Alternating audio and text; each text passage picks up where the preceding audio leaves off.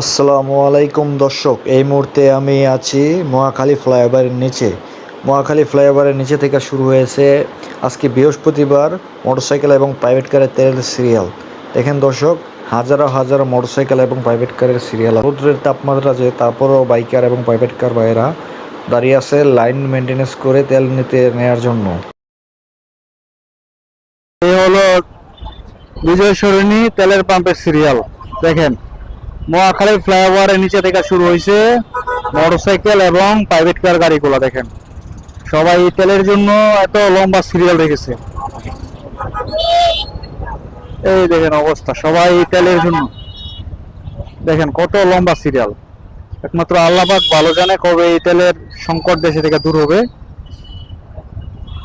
কবে এই তেলের সংকট থেকে আমরা মুক্তি পাবো।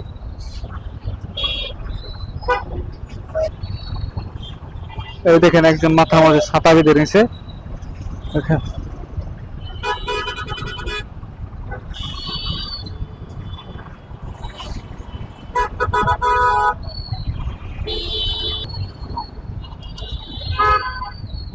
এই গরমের রোদ্রের মাঝে সবাই দাঁড়িয়ে আছে তেলের জন্য। এই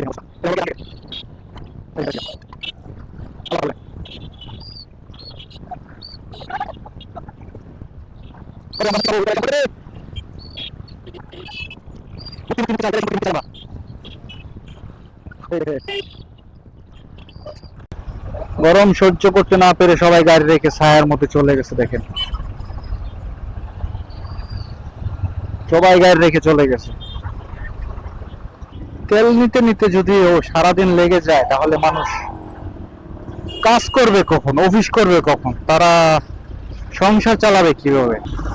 তেল নেওয়ার জন্য একটা দিন পার হয়ে যায়। এমনকি 500 টাকার তেল পায়, কোনো কোনো পাম্পে 1000 টাকার তেল দেয়, বেশিরভাগ পাম্পে 500 টাকা, কোনো পাম্পে 200 টাকা, এর বেশি তেল দিচ্ছে না টাকার ভিতরে। তো তারা যদি রাইড শেয়ারিং করে, তাহলে তো একদিনের বেশি তারা এই তেল দিয়ে বাইক চালাইতে পারে না। আসলে সবাই খুব কষ্টে আছে, কেউ ভালো নেই এই তেলের জন্য। দেশে এই সংকটের কারণে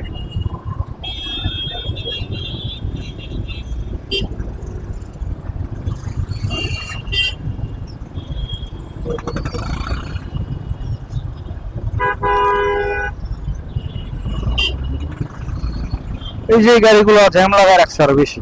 দেখেন, এই গাড়িগুলা সবচেয়ে বেশি জ্যাম লাগাইছে। এই গাড়িগুলো এখানে রাখার কারণ কি বুঝলাম, ডিজেল গাড়ি, এই জন্য এইগুলার আলাদা সিরিয়াল, এই জন্য এইখান থেকে জ্যামটা শুরু হয়ে গেছে। দেখেন, এখনো কিন্তু পাম্পে আসি না, এখনো অনেক দূরে। এই যে এখন আসছি আমরা, এটা হলো বাম সাইডে হলো প্রধানমন্ত্রীর কার্যালয়।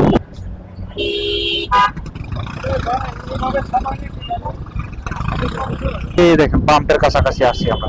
এখানে আবার দুইটা সিরিয়াল, এখানে ভিআইপি গাড়ি আছে কিছু, আবার যে পার্সোনাল গাড়ি আছে, পার্সোনাল গাড়ি এবং ভিআইপি গাড়ি, এই দুইটা গাড়ির সিরিয়াল এখানে।